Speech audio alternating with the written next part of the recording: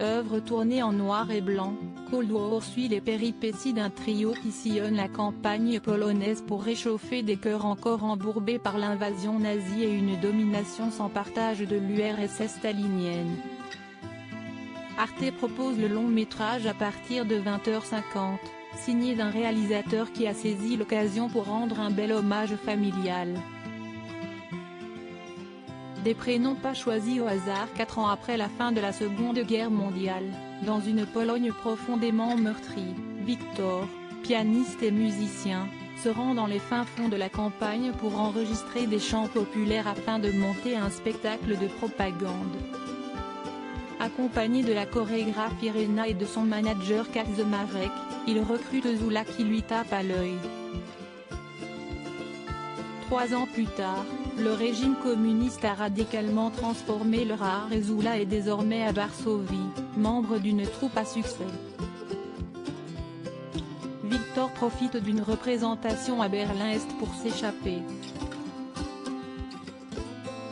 Zula, devenue sa maîtresse, le quitte pour rester dans la capitale.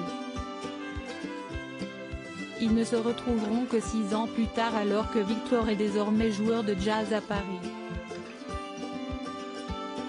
Le réalisateur polonais, Paweł Pawlikowski, à qui l'on doit Transit Palace ou encore My Summer of Love, avec Emily Blunt et Mary Poppins, a signé un film très personnel. Les deux amants, Wiktor et Zula, portent les prénoms des parents du cinéaste, décédé en 1989, l'année de la chute du mur de Berlin.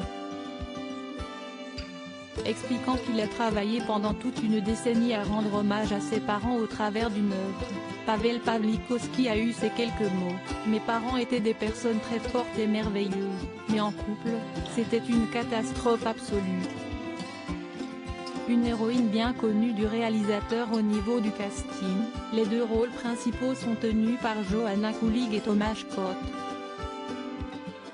La première n'est pas loin d'être une muse du cinéaste puisqu'il s'agit de leur 3e collaboration commune après La femme du 5e et Ida.